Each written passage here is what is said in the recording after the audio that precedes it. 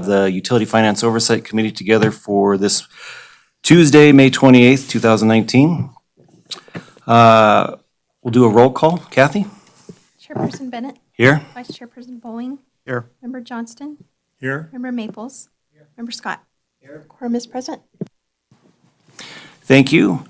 With that, we'll start the meeting out with a public comment. The public is invited to, at this time, to comment on and discuss any topic that is relevant to or within the authority of the Utility Finance Oversight Committee, including any matter that is not specifically included on the agenda as an action item. No action may be taken on a matter raised under public comment unless the item has been specifically included on the agenda as an item in which action may be taken. So open it up to public comment. Seeing none as there's no public present, I'm going to close public comment. I'm not sure they'd agree with that. So I guess first on the agenda is approval of the previous meeting minutes. Todd, did you have something you wanted to add about that? I do. At this point, Mr. Chair, at the last meeting, we had a little bit of confusion regarding abstentions on voting for the minutes. And I just wanted to clarify for the committee how that works.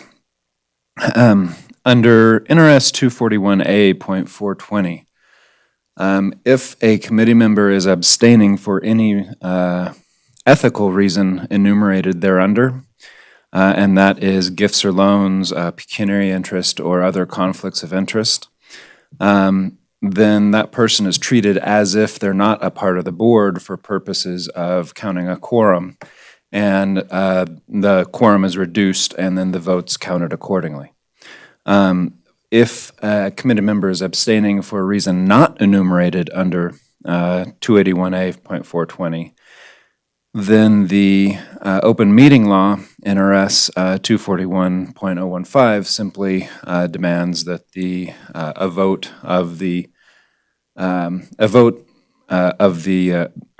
an item be passed by a vote of the majority of the members present, and that particular statute applied in this particular case because the abstentions were not for ethical reasons, but simply because the members who are abstaining had not had or were not at the prior board meeting. In that case, their abstentions did not reduce the quorum, and therefore the vote was 2-2, and the initial vote did not pass. At that time, the options available to the board and to the chair are to either for one of the members is change a vote if the member had the opportunity to review the prior minutes and was comfortable with changing his or her vote, or, of course, the board could pass the item to the next meeting and have an opportunity for the members to review the minutes and review the video from the last meeting and then they could cast a vote appropriately for or against the minutes. To the extent that I did not make those two options expressly clear to the committee at the last meeting, I of course apologize. The end result of the vote, of course, was that the chair, Mr. Bennett, changed his vote and he stated that he was comfortable with his review of the minutes, or his review of the video, and that the minutes accurately reflected the video, and so the motion passed at the last meeting. Thank you, Todd, for that summary. I guess the moral of that story is unless you have an ethical reason not to, we must vote. So with that, I will bring it back to the committee for any discussion on the minutes, or I'll entertain a motion. Well, carrying the chairman's mandate one step further, I feel obligated to recommend approval of the minutes of our last meeting. I have a first by Bruce. Thank you, Bruce. Second. Second by Randy. Thank you. All those in favor signify by saying aye. Aye. Any opposed? Motion passes unanimously, 5-0. The next up, we are moving to agenda item 2A for information only, is a presentation of a report on the wastewater, water, and stormwater funds with regards to the changes to the tentative fiscal year 2020 budget that the UFOC recommended and that was adopted by the Board of Supervisors. Pam, this looks like this one is in your court. Thank you. Pam Ganger, Deputy CFO.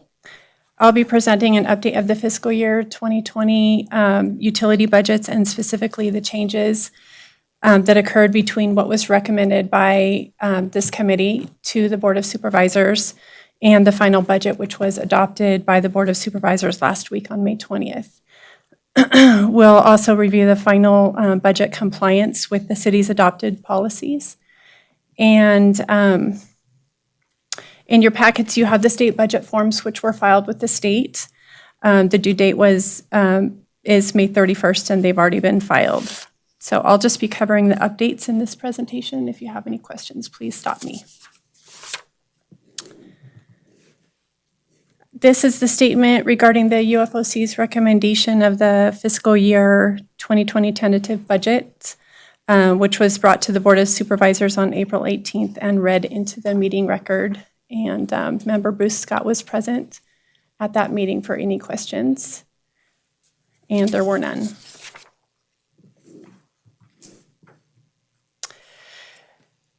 Fiscal year 20 budget updates from the March meeting to the tentative budget. We typically have some adjustments between the tentative budgets that you approve at the UFOC meeting and then what goes to the actual board. And this is primarily just due to updates or changes in estimates in personnel or services and supplies. So this slide reviews those changes. In the wastewater, formerly the sewer fund, and the water fund, we had adjustments to salaries and wages for annual promotions in fiscal 20, a partial reallocation of an employee, which should have been a supplemental request and not included in the budget yet. And in the water fund, fiscal 19, a new employee was inadvertently excluded from the original payroll estimates. And this is a position that had been filled. It had not been filled for quite some time, and then it was filled in March, but it was just inadvertently left out of the payroll projections because the position was vacant at the time. In employee benefits, the group health insurance rates changed for all funds citywide. So initial estimates anticipated a 10% increase in rates. However, currently there's no anticipated increase, so we made adjustments to reduce the insurance costs. And in the wastewater fund services and supplies category, the fleet internal service charges decreased $307,000, which is the adjustment that I mentioned at the last meeting, which hadn't been incorporated into the numbers yet. And due to that change, we were able to increase capital spending And those are all the changes to the utility fund budgets between the UFOC meeting and the Board of Supervisor meeting. Are there any questions here? Okay. Seeing none, thank you. Okay. And then updates from the tentative budget to the final budget. These changes are due primarily to supplemental budget requests, which are reviewed at IFC, the Internal Finance Committee, and then brought before the Board of Supervisors during the same meeting as the tentative budgets. If the board approves the supplemental requests, then they become a part of the final budget. So this slide reviews the approved supplemental requests and their impact to the budgets.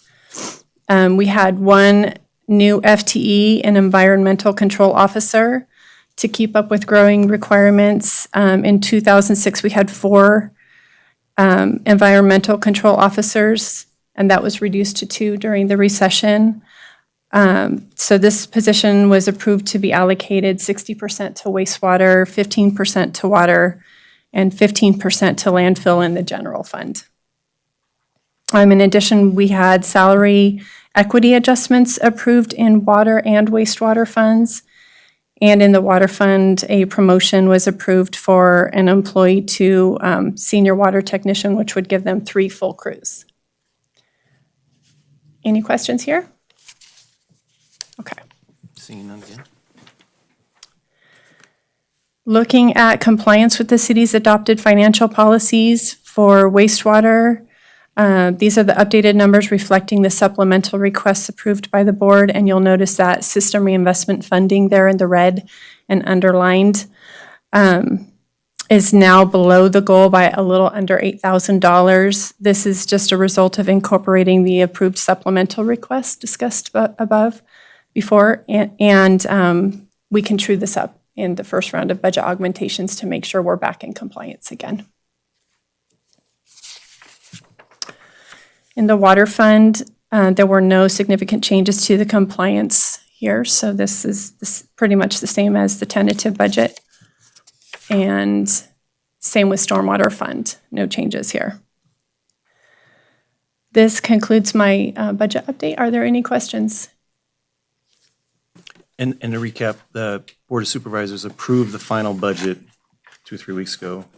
They approved the tentative budget Okay. with the supplemental requests incorporated. So they don't see the final numbers after the supplemental requests. They just see the tentative, and then they're introduced all the supplemental requests with the dollar amounts for each supplemental request. And so they don't see, the entire total numbers and what it looks like in total.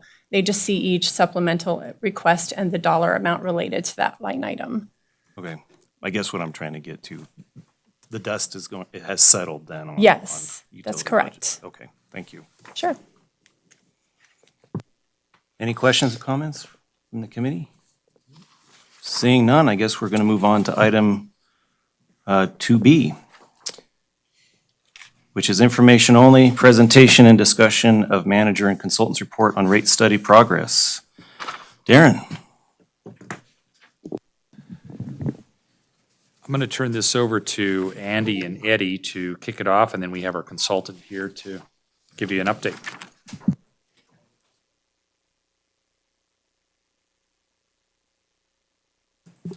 All right. Good afternoon. Eddie Qualieri, Water Utility Manager. We have Far West, Brent Farr here, and Alexa, who are working on our rate refresh study. And we thought it'd be beneficial to have them give you an update on where they're at and what direction we're going. So Andy's going to get the presentation going, and then they'll kick it off. Thanks, Eddie.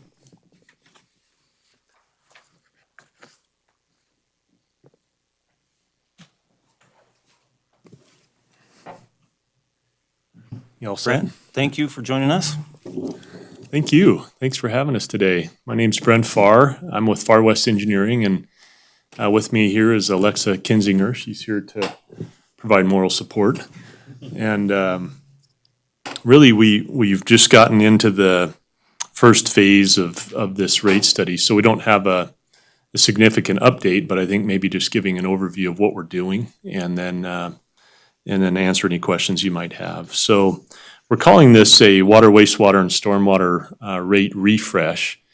And so you might recall back, I think it was 2013 was when the rates were last studied and adjusted, and the FCS group did that rate analysis, and they prepared a model, which is really an Excel spreadsheet, but it was pretty sophisticated, something that they've developed over the years. And the city would like us to use that model and just update it. And so on the water and sewer rates, we're really not modifying the approach or the structure so much, but just updating the financials to produce what the rate should be, currently and for the next 5 years. So we're not varying from the approach, just updating the model. We are going to also look at tying the rates, water and sewer rates, to an inflationary index, which is pretty common. So like the construction cost index, for example, or something like that, that would accommodate inflationary adjustments over a 5-year period so that they could be adopted and then set for a 5-year timeframe. On that, why don't we go to the next slide there? So in the scope there, you can see this includes some of the minor charges as well. I mean, obviously it includes the base monthly charge and the commodity charges, but things like the water meter fees to set up and effluent charges, connection fees. And then we have kind of we call an additional task order for looking at the cost of certain water rights and water resource projects that the city is considering, also associated with their surface water alternatives and things like that. So it's a bit of a divergence from maybe the standard approach for water and sewer, but something else they've asked us to look at. So are there any questions on the water and wastewater approach? Right now, we've basically been in the phase of collecting all of the financial data, and that's going really well. We've had several meetings with the city, trying to determine what the cost of service is for the next couple of years, the budget from the capital improvement plan, hiring new people, things like that, and entering all that information into the model. And I'd say that's going pretty well. Any questions? I have a question from the committee. Bob, go ahead. Yeah, thank you.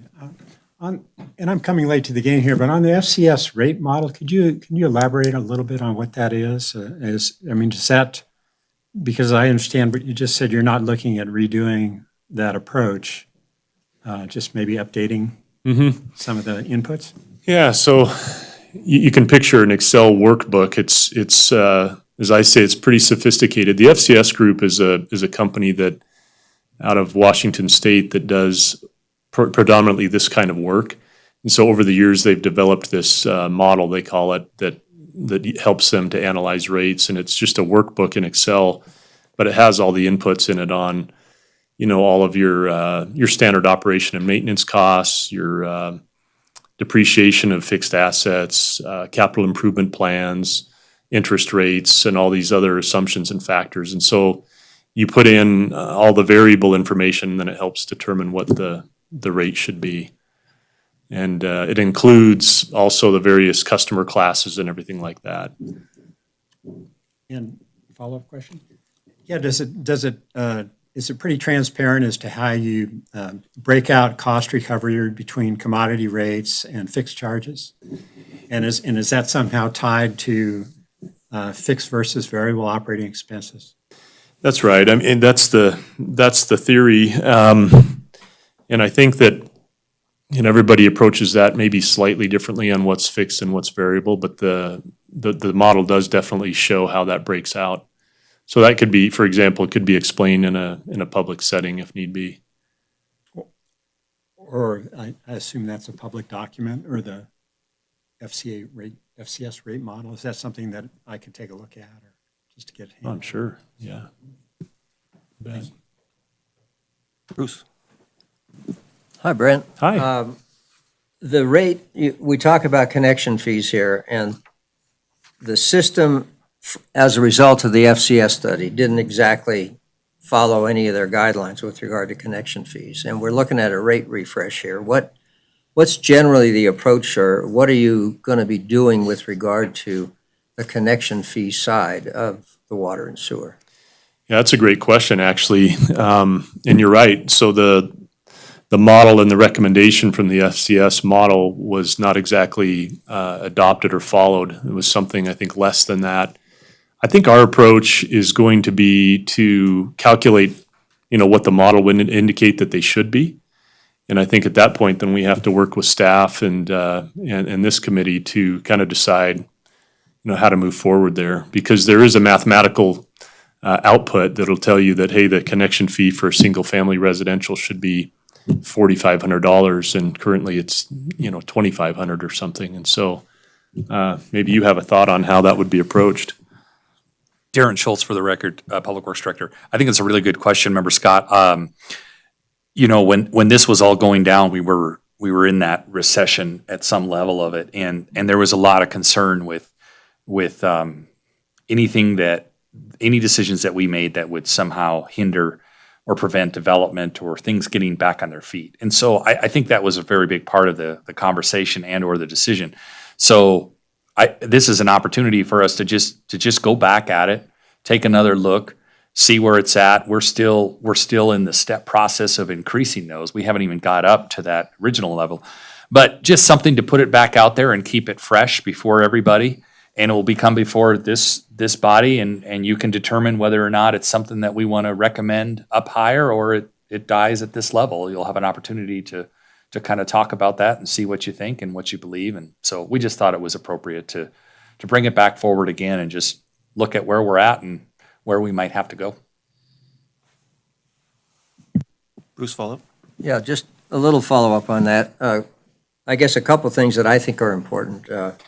And we talked last time about establishing a fund for folks in the community who don't have the ability to or struggle to pay their water and sewer utility bills. And we started, we agreed, or we supported the contracting with Fish to administer that program, and the process of allowing people that I think will become an option here, I think it is the 1st of July, or to allocate from their water or sewer bill money to support that program. The numbers are relatively small, but of course, the more cost we put on the ratepayers, the more it affects the less fortunate ratepayers. And yet you have the other side that is an argument that obviously prevailed in the recession was, you're driving people, any kind of development, away from things. And I'm glad to see us looking at this. I think an objective look is going to be important. And I think it's going to be important for the Board of Supervisors to see how not only our system works through the FCS model, but also how it looks compared with other entities in the area in terms of finding that balance. We do have, obviously, a number of folks who struggle with their financial situation. And so I'm glad to see us making steps. I'd love to see the city be a bigger part of that process. But for what it's worth, I'll be very interested in seeing how we look at the connection fees and how we find that balance. And hopefully, we can give the Board of Supervisors something to work with, because it's pretty controversial. Well said. Thank you, Bruce. Any other comments from the committee? Seeing none, Brent, for you, what is the schedule of what's the timeline you're operating under for your effort? Thank you for that. I actually have a couple more slides. I just wondered if anybody had comments on the water and wastewater, because we'll shift gears here to stormwater. So if you want to go to that next slide. Stormwater, we're taking a different approach. The stormwater is not part of the FCS model. There was a different consultant that worked on those and a different approach. And after quite a bit of study, decided that they would base the stormwater rates on zoning. And And I think there's quite a backstory to that as well, and that was prior to my involvement, but I've got bits and pieces of it. But as an example, I took a phone call from a gentleman that lives in the community that is on I think what's called like a residential office or residential commercial kind of lot, home-based business basically, and fairly small parcel. And so he pays the same rate that a large car lot or a Walmart pays. And so he was just bringing that up as like, I don't really generate a lot of stormwater from my property, and I'm paying the same rate that a large business does. And so what we're trying to do is look at a couple of different alternatives on how this may be looked at differently with more equity in mind. And I've got a couple of examples there. One we're looking at is what's called the equivalent residential unit, so this is just a property, and we've highlighted in the bluish color there what we would call the impervious area of the parcel. The concept would just be that if a standard residential property generates or has X amount of impervious area, then you would say this is equivalent to 5 of those or 10 of those or whatever it might be. And so you establish that base unit on your average residential property, and then you equate everything to that, and you pay it's more like you pay your proportionate share based on the impervious area of your property. That definitely reaches a more equitable level among all customers, but it does also take quite a bit more work. If it's based on zoning, generating the bill is simple. When you do it this way, of course, there's a lot more upfront work, which is a consideration for the city to think about. But it does achieve a higher level of equality among customers. I think Darren could comment on this, but I think last time there were, on the other end of this, you have the big businesses in town that say, we do a lot for the community, maybe generate a lot of tax revenue and things like that. Can we get, is it, on our end, is it fair that we pay this much based on the impervious area? Is there a way to make it, in their eyes, maybe a little more fair? And so you're going to have to find some kind of balance, I guess, between those two ends of the spectrum. Another option would be to find a hybrid between the two that might look at, for example, you could look at the zoning of a parcel, but also factor in the size. And so you might have like a small, medium, large commercial property or something, and so you'd fall into one of those groups. And then that would also be fairly easy to administer because you wouldn't have to do these sorts of calculations. You would say, well, you're a commercial, and we'd set those thresholds between small, medium, and large, and you fall in that group, and then you pay that rate. It's kind of a mix between the two. It creates a little more equity, but it's not as detailed as this might be. So what our plan is we're gonna utilize a couple of different methods, including the current one, and we're gonna take about 100 or so customers from the city, kind of a cross-section of different types, different zonings, different sizes, and evaluate them on using the different methods, and then just create kind of a comparison table.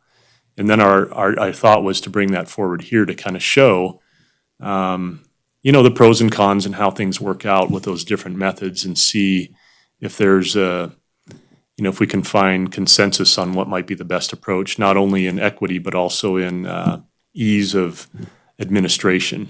And so that's kind of where we are right now. And so we're collecting the data we need to do that. It involves GIS work.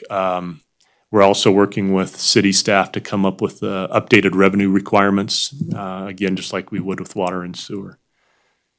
So I think it's going to be a neat analysis, and that's what we hope to come back with to show this group and get input on what we think the best approach is going forward. Any questions or comments on the stormwater approach? Any thoughts you may have, or questions or suggestions at this point? Randy? Hi, Brent. Hi. You'd mentioned the relating the impervious surface area to either, if I remember right, you mentioned zoning. Would it be zoning or the land use, assuming there's a difference. Maybe there's no difference between the two, but a lot of times you can have a higher zoned parcel, but it's not being fully utilized to that zoning. Yeah, there are some definite nuances to that. I think there was one that Andy had told me about, or someone on the staff, that, it's a huge parcel, but I think it's an ag parcel, and so there's this tiny little house on it, and there's really no impervious area on the whole thing. And I think they actually don't get charged, or there's an opt-out for them because of the special case. So there's going to be some nuances like that we have to look at pretty carefully. When you come up with the various candidate methodologies, is there anything that you or staff have in mind as far as the equity that you're after? And equity is like beauty in the eye of the beholder. If you go on the impervious surface area, you're going to hear from the car lots and the shopping centers. So do you know where you want to end up with that? I don't think we do right now. I think you're right. Equity can be viewed in different ways. This would be very detailed. I mean, if you went down to the square foot of impervious area, then it's a known thing, and you could base it that way. But you're right. You're going to hear from different groups depending on which method we choose.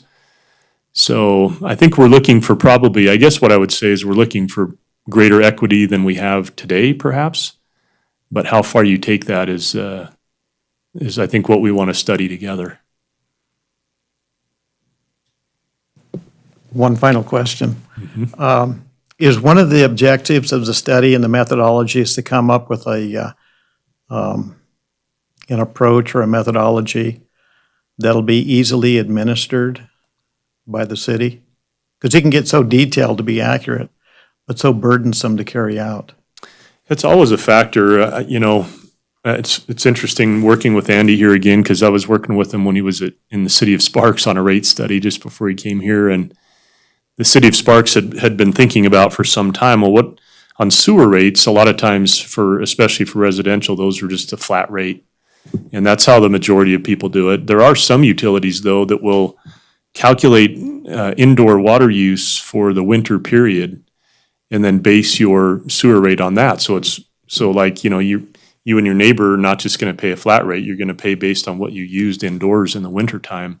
But the administration of that is a bear. It's a lot of, every year calculating that, and what do you do if people are out of town for those 3 months, so they don't actually use any water indoors, and it just on and on and on. And so both the city of Reno and city of Sparks studied that and decided, yeah, you reach more equity that way, but administratively, you have to hire a person just to do that all year, and so you do have to find a balance, I think.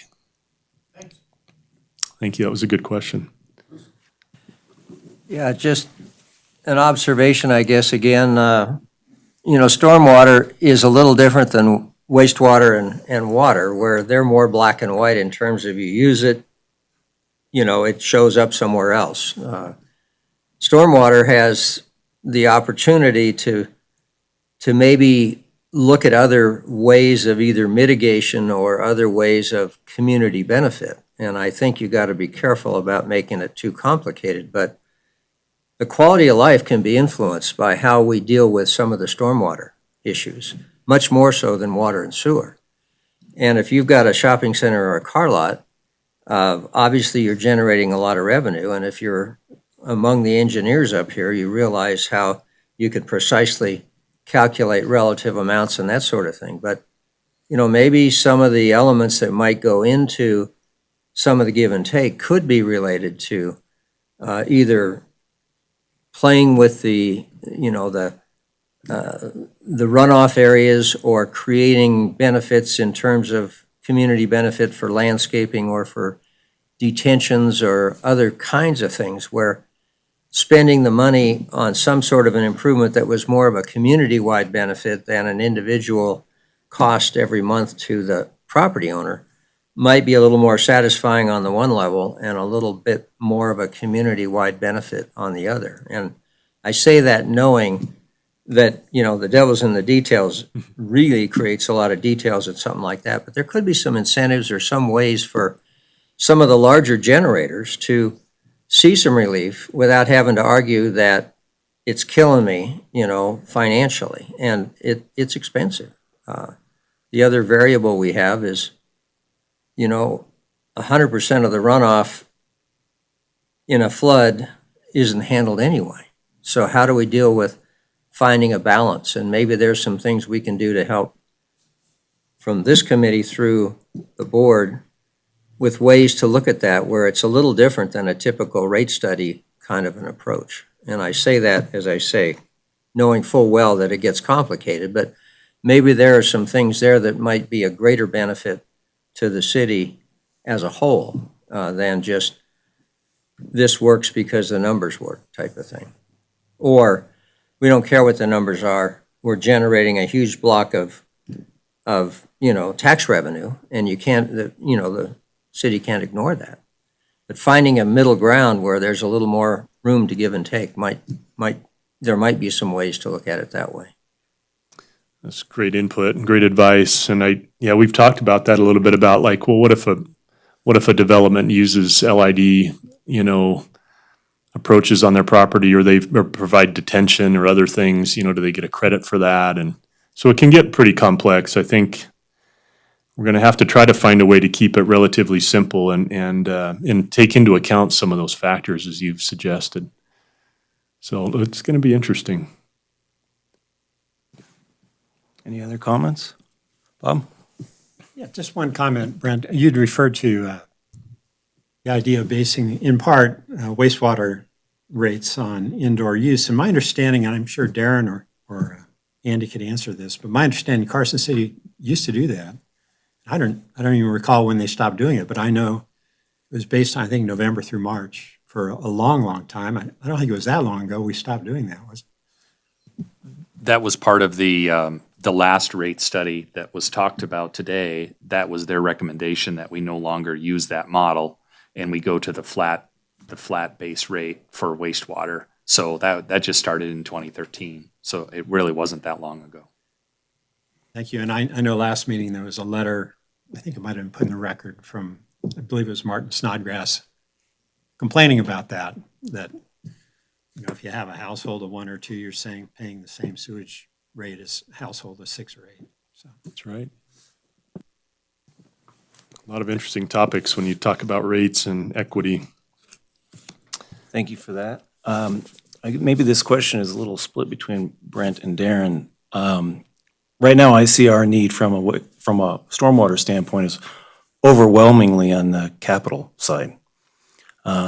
As these projects get built, it's going to shift more toward the ongoing maintenance. What are we basing, I guess, our need for the capital and how we're going to schedule these improvements over time and the rate structure that's going to be derived from that? I mean, I know there's generally a CIP that Public Works has, but is there a stormwater master plan that we're basing those needs and the timing of those improvements for this rate structure? Well, I would just say, so far, what I've been doing is working with Andy and other staff at the city. They do have a CIP that they're working on laying out improvements over time. And so we're using that to kind of look at how that drives the capital side of the budget. In addition to that, you mentioned the operation and maintenance, and that's also a factor. There's a need to have more staff available to do cleaning and other maintenance-related activities. And so the staff has a desire to add a couple of people to the department as well, which would increase the long-term. So you've got both the capital and the O&M that I think there's a desire to sort of increase both of those, at least. That's their hope. And that's the perfect answer. And we do have a master plan, a stormwater master plan, kind of, where we want the water to go, and these are the projects it would take to get us there. So that has been developed, and that's what we're developing the CIP off of. Okay, that's what I was going to say. At part of that master plan, it times those improvements out, so Brent has a roadmap for. Okay. No other comments. Brent, do you have?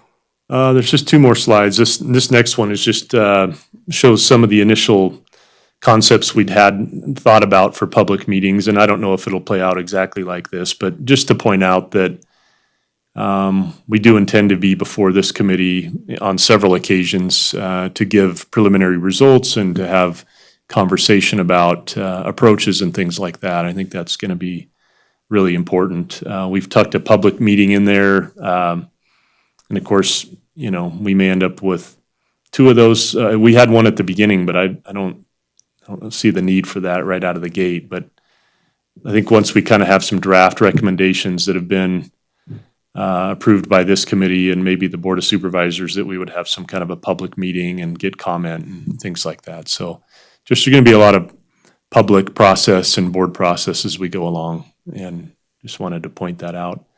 The last one you'd asked about the schedule, Mike. We had laid one out that was fairly detailed, but just in summary, I think we hope to be done by this fall.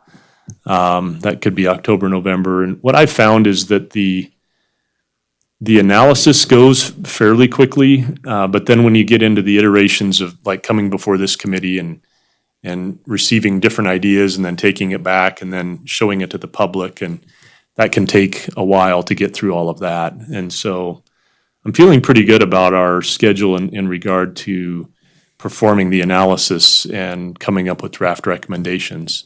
And then I think it kind of takes a life of its own, just depending on how long it takes to get through the public process. But I think that's generally the goal, isn't it, Darren? Kind of have by this fall, by the end of the year, I think.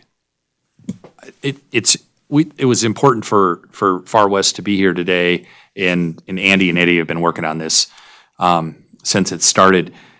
But there's I think the water and the wastewater are going to be relatively easy and vanilla and not really require a lot of discussion other than go or no go.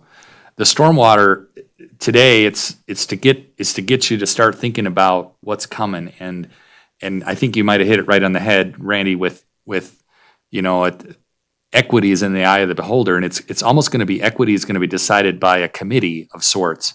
This being a part of the committee, the public being a part, the Board of Supervisors being a part, we've got to somehow take all of these different ideas of what the equity is and bring it down into something that we can agree on, knowing that everybody's not going to get exactly what they want because we can't follow every droplet of rain through our system. It wouldn't work. So today with what Brent shared is just to, an opportunity for you to start really kind of thinking about this. And even before we come back to this committee, we would invite you, individually to reach out to Andy or Eddie and with some ideas or some thoughts or some things to consider or to look at that we can bring back before you, just to kind of give us a step ahead so the iteration goes quicker. But if we could meet this schedule, that would be great. Thank you, Darren. Bruce? Yeah, one thing that we're going to have to grapple with, I think, is how fast do we want to get there with the CIP? We know, we can allocate funds or we can determine distributions of the allocation of costs, but the question is going to boil back down, I think, to how fast do we really want to do things from a capital improvements project perspective. And it might be helpful for staff with Brent to have some kind of a give and take list or chart for the board, particularly and the public, that basically says if we can do these things in the CIP within 5 years, it has obviously more cost than if we do them in 10. But here are the things that we won't be able to do at that slower level to try to help. It's not just a financial balance, it's a how much do we want to affect the odds kind of balance in terms of what's the community's desire. I mean, like I said last time, until your feet are wet, you really don't give that much thought to flood management or to stormwater. And then all of a sudden, there's this huge, why didn't we do this? And why didn't we have more people to clean drains? And why didn't we have, bigger pipes when we've identified this deficiency a long time ago? And I think we may benefit from some qualitative comparative tools particularly with the Board of Supervisors and the public. It's going to boil down to how fast you want to get there. I mean, we know pretty much what the main elements are. And we're going to be talking and arguing about who pays how much of what. But the underlying question is going to be how fast do we really want to get there? And are we willing to give up the exposure of not being there for a longer period of time in order to satisfy what are going to be legitimate concerns over additional costs that people are going to have to pay? A great comment. I think we can look at that, kind of look at how those capital improvements fit in and over what time. The same could be said for level of service. I mean, a lot of people say, well, I pay a bill, but I don't see anybody come to my property and clean my drain or whatever. But do they want to pay more to have those kinds of people on staff to do that? So what level of service are they looking to have as well?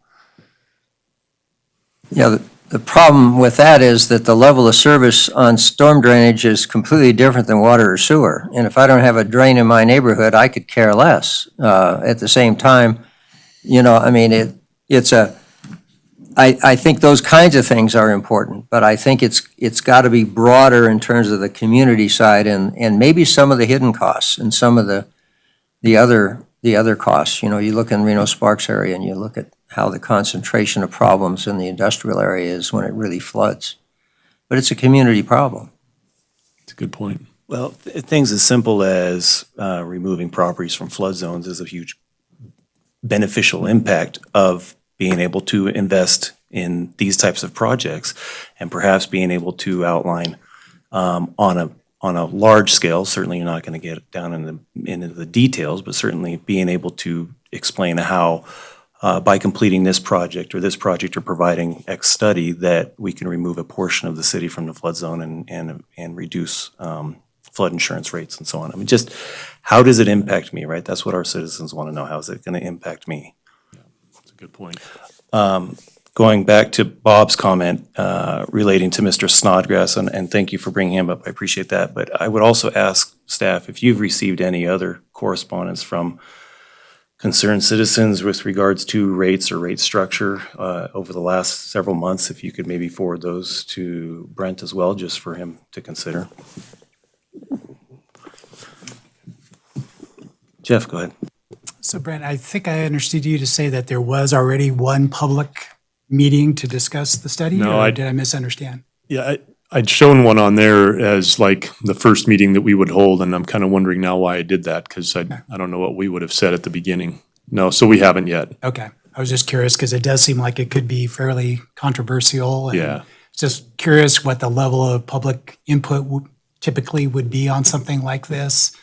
Yeah, I think you need to have your ducks in a row before you pull the trigger on a meeting like that. Absolutely. Yeah, Okay. Thank you. thank you.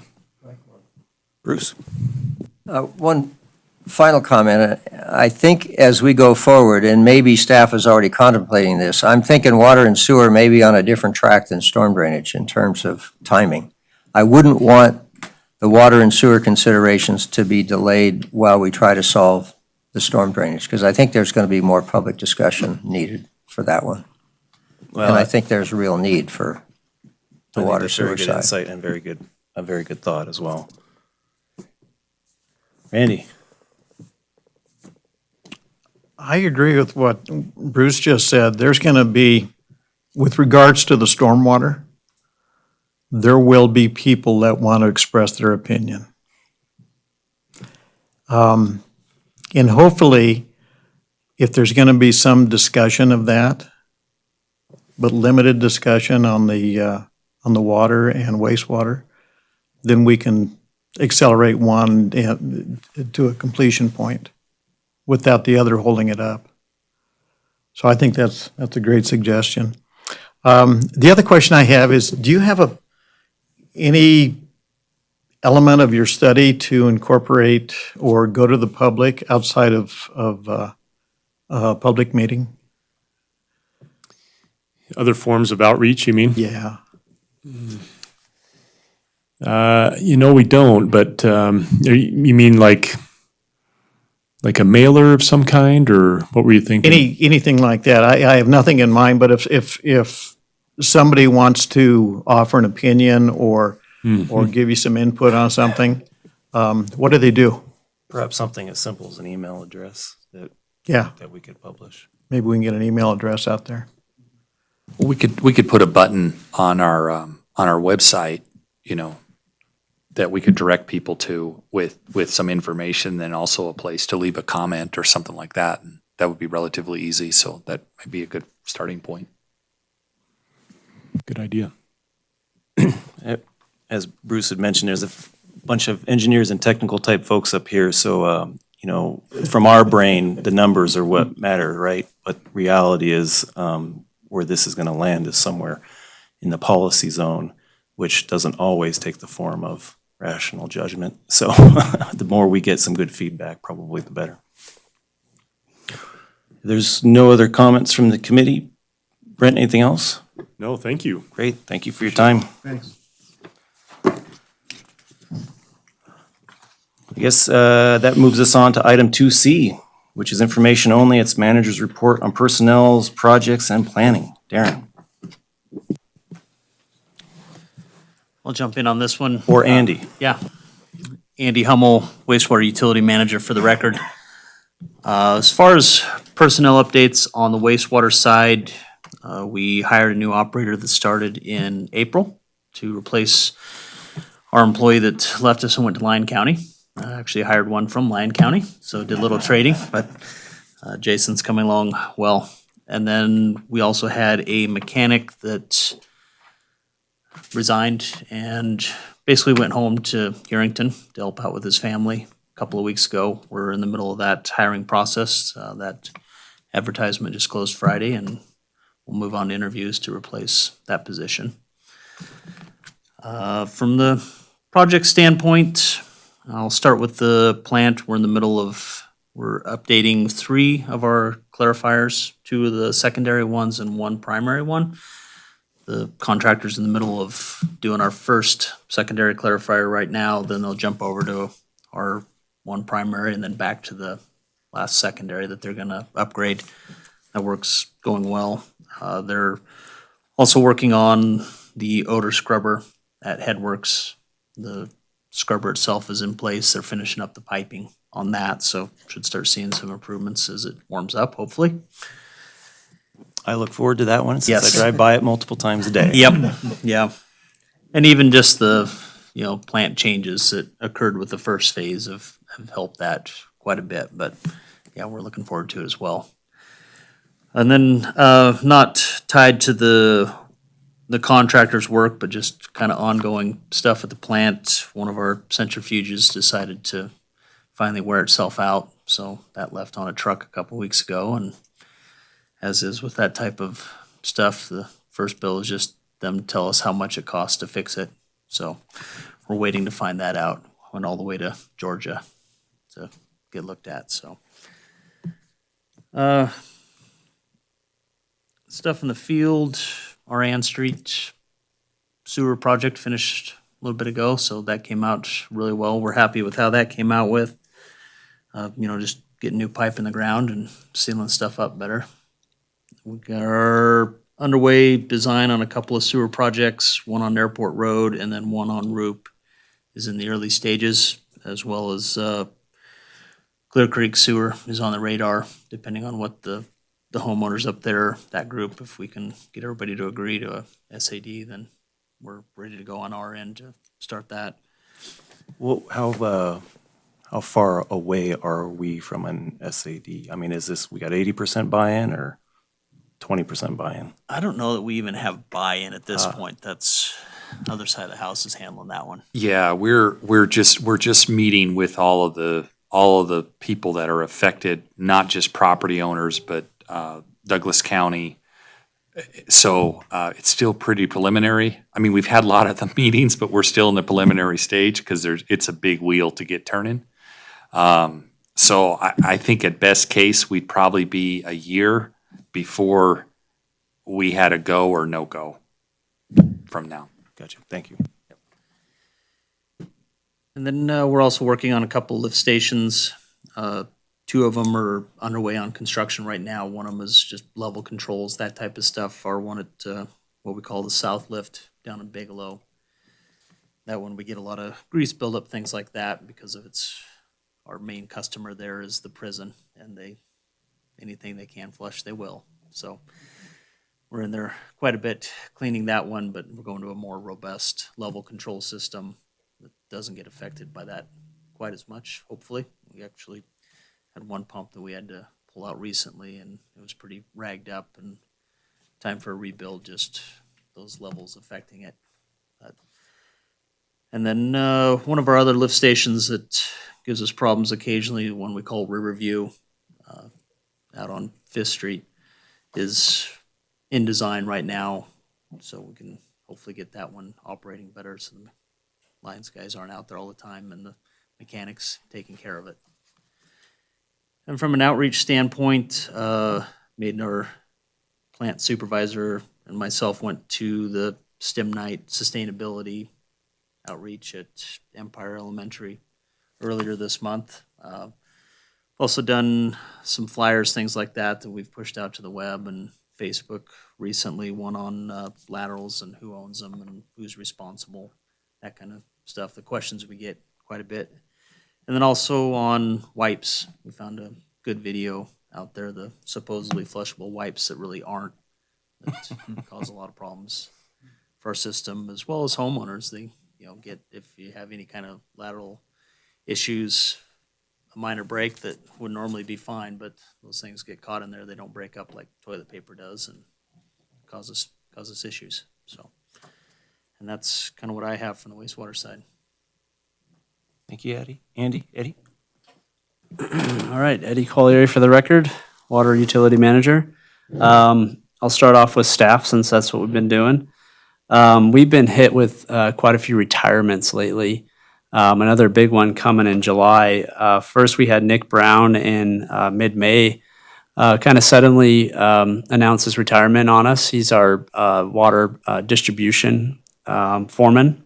So an important position. He runs all the water crews out there fixing the leaks and making sure the system runs smoothly. So he had been here 25 years. So he's a big hit to the water utility. But we replaced him with a great guy from the crews, Mike Tiki. He was a senior water distribution technician. So he's been in the position for a couple weeks now and doing great, and we're already making improvements. So we hope to have the same thing happen with Rip Palmer. He's been here, I think, about 24 years. And he announced his retirement in July. We've known for a while now, but so we've been in the planning process for recruiting for that position currently, and hopefully that goes as smoothly as Nick's went. On the staff side, we've been really working on building up our crew's certificates for NDEP for their water operator certificates, doing a lot of job growth and updating job descriptions to help promote the guys and get their certificates that they need, so that we can, when we have these retirements, we have people ready to go. So I've been spending a lot of time with them getting that through. Pam mentioned the new senior water distribution tech position that we got. And part of that is to provide a little more oversight over the water meter technicians. We have a great guy to take on that challenge. I've been working with him on how to kind of structure his management on the water meter technicians, and to get more production and more efficiency out of those jobs. They have pretty busy jobs, but we have a lot of projects that we want to get done, and with that, with some more oversight over them, we can kind of bring them in as a third distribution crew as well. So they can also do their water meter reading duties, but also kind of train them so that we can bring them into the distribution side and have more bodies in order to get the work done that we need to do with the limited staff we have. So been doing my point is I've been doing a lot of work on the staff side, kind of doing slight restructuring, but not major restructuring, but we're seeing a lot of progress already. On the project side, I kind of have a brief list of ongoing projects, and then I'm going to go through more CIP projects. We did a leak detection study a couple weeks ago. Nothing major was detected, even in our worst areas. Small leaks here and there, but nothing catastrophic or anything. So that was good news. We've been working with a company called Valor Analytics on a water meter analysis, focusing on our commercial meters to see the accuracy of those meters and see if they're slipping, so to speak, if they're under registering revenues. So that project is a heavy data intensive project, and we've got them all the data they need, historical data. They've run a lot of statistical regressions on the data and look at the data and try to figure out which meters are running slower. So that project's going well. We have a surface water treatment study in full swing, actually done by Brent's group, Far West. And that is looking at our Quill water treatment plant. I think I brought up in the past here. We're not able to treat all the water sources that we have that come into that plant, namely Ash Creek and Marlette sources. So we're working on a kind of a engineering report to figure out what we need to do to get all of our sources treated at the plant. And so that study's coming along, and it'll probably be, maybe towards September, October that we have something to present to the board on what it's looking like.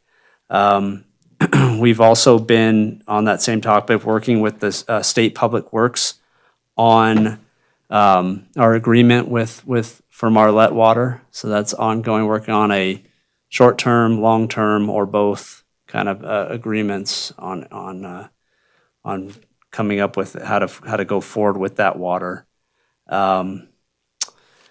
We have rehabilitated 2 wells recently. Well 9, which is on Ross Gold Park. You might have seen the well pipe on the ground out there. We've also rehabbed well 25, where we had a motor go down on us. On the CIP side of things, east-west transmission main project, taking it from over on Washington and Phillips all the way up to our Quill treatment plant. That's going out to bid sometime this week, I've been told. So it's out to bid. Okay, it's already out to bid. Which was a big push for our engineering staff, and they've been working hard on it. Along with that, there's a pump station included with that project called the Ormsby Pump Station, and that's going out to bid hopefully soon this week, so it's concurrent with the east-west main, so those can go together. We have our well 3 redrill project we've been working on, and that's going out to bid on June 5th, so next week. Another booster pump station called Prison Hill Booster Pump Station. This one's in southeast Carson, and it eliminates 2 underground and antiquated pump stations that are kind of a nuisance for us, and puts in a modern one booster pump station for both 2 separate zones. And then in the fall, we're looking at a rehabilitation on Gonai Canyon tank. So when the demand drops off, so we can do that. It's kind of a tricky area to isolate without that tank. So we're doing tests and studies on how to do that and keep everybody in water throughout that period. So with that, that's my update. Take any questions if you have any. Bob? Yeah, Eddie, with respect to the Marlette system, does the city have an allocation out of Marlette Hobart, quantity that the city's entitled to under existing agreements? And is there any talk about reducing that amount available to Carson City? Well, that's kind of what we're working on with the new agreement that we're working towards. We don't have a set in stone allocation. They have a water right permit on the water, which is 3,000 acre feet that they can get to us. The pump can't produce that much as it operates right now. It can get close if we operate it all year round, but that's not how we usually operate it. So it's somewhere about half of that is what we usually get from Marlette system. Now, there's another side of the story with the East Slope collection, and that's been producing more and more water since we've had wetter years. And that side produces about 800 acre feet for us. The problem we've been having is the water quality on the Marlette side of things, at Marlette Lake and Hobart Lake, that we just can't treat the water in our current treatment plant configuration. So we've been treating all the East Slope water that we can get from them, and that's where the new agreement is going to hopefully clear up some of this stuff. I've also been working on different ways to bring that water into the system through different water right permitting situations. So I'm starting that planning process right now on different ways to actually use the Marlette water to our benefit. So that's kind of where we're at with that right now. Follow up on that? Yeah.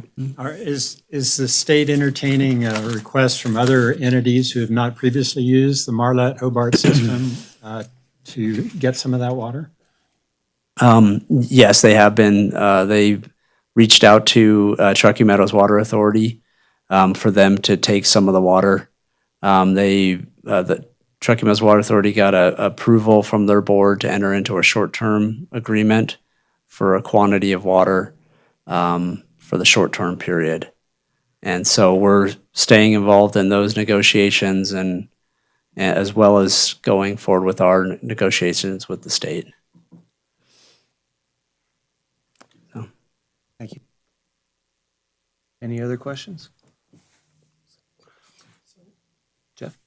Yeah, I don't know if this is the appropriate time to bring this up or not, but being new to the committee, I think I expressed some interest with Andy and Eddie to maybe, get a tour of the sewage treatment plant and some of your water treatment facilities. I would definitely be interested in that. My background is with natural gas. So this is all new to me, and whatever I can do to help learn more, I think I'd be more helpful to the committee. So I'll just put that out there. I think we talked about opening it up to the other members if they might be interested, but I certainly am. Thanks. Yeah, we're available anytime. Just reach out to Andy or I and we'll set you up. I mean, we could take you individually as well. It doesn't have to be all together, so we can accommodate any schedule. So We may not want Just to have let to us know anytime. agendize a field trip. yeah, there you go. Sure, anytime. Randy? Well, why don't, we'll get together some dates and email it out. And if more than two people want to participate, then we'll work with Todd on a non-meeting type of situation. And if there's only one or two, then we should be fine. And we'll just get you some dates and maybe a couple, 3 hours that we could get through some stuff. And so, Yeah. Our preference would be to have less than a quorum of members present. If we have more than a quorum of members present, then we run into open meeting law concerns. Eddie, you said you're not using Marlette water right now, is that correct? We're not using it into the drinking water system. We have a recharge permit through DWR, Division Water Resources, that we can recharge VC Canyon with. So we've already started that, a little bit of that when we take Quill offline. So that's one way for us to use it. And we plan on whenever they can get up there and get dug out of the snow, which they can't right now, we would take that water and recharge it and get benefit from that. So the challenge is meeting drinking water Yes. standards? Yes. Chemical, physical? It's, we run into new regulations, fairly new regulations with disinfection byproducts. The water up there has a lot of organic material, algae, that when reacts with chlorine, it creates a disinfection byproduct. And that is regulated under EPA, and we have to meet those. And we have trouble meeting those max contaminant levels when we do treat that water. So that's the main driving force of why we're not using How does that. the state use their allocation? They provide it to us and Virginia City. And Virginia City supplies water to Gold Hill and Silver City. So they're about 10% of the overall amount that they provide, and we're about 90%. Thanks, Randy. Any others? Sounds like Public Works has a full plate this summer. Oh, yeah. Thank you. Darren, you have anything to add? I probably should just be quiet, but I did want to just clear up.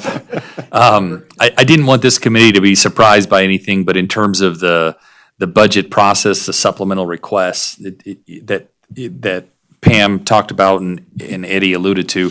So we, as related to utilities, we requested one position this year, one FTE, an environmental control officer, to help that current team in place. We just weren't keeping up, and we had documentations from NDEP that we were falling behind, and they made a strong recommendation that we help that group out and keep up with our inspections. The other changes that were made were all reclassifications or bumps within positions, but not new bodies on the ground. It was just that one position. So wanted to make sure you were aware of that. So Thank you for that's all that. When NDEP makes a strong recommendation, we have to listen, right? All right. With that, we'll close up item 2C and move on to item 3, which is future agenda items. And I think as part of this discussion, Kathy, do you have, or does anybody have copies, or not copies, I'm sorry, but the next scheduled meetings? And the reason why I'm bringing that up, one, to read it into the record for this group, but also to see if that can line up with the rate refresh.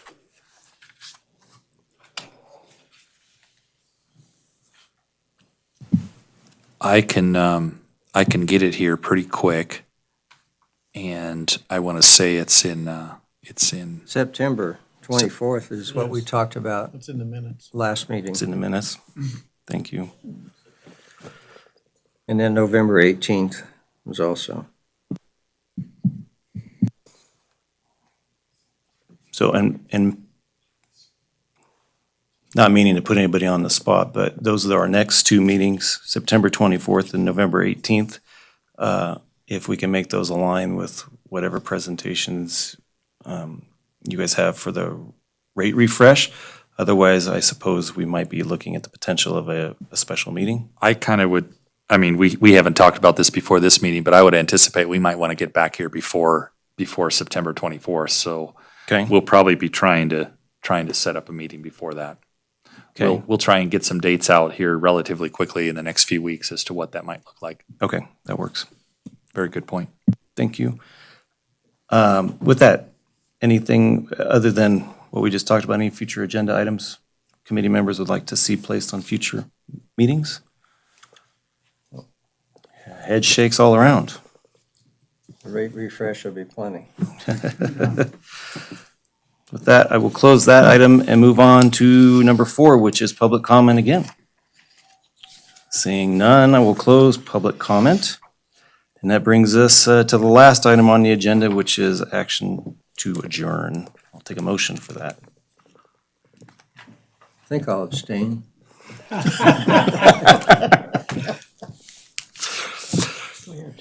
So moved. Motion that we adjourn? Motion by Jeff.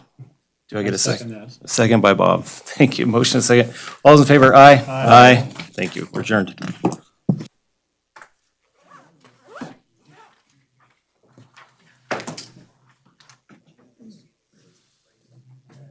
Just point of order, do I need to take a motion to adjourn? Can I just adjourn? It's entirely up to you. You can actually just adjourn. And it doesn't require a second, technically, does it? It doesn't technically require a motion. Okay. Concentrating too much power in the chair. Thank you all. Yeah.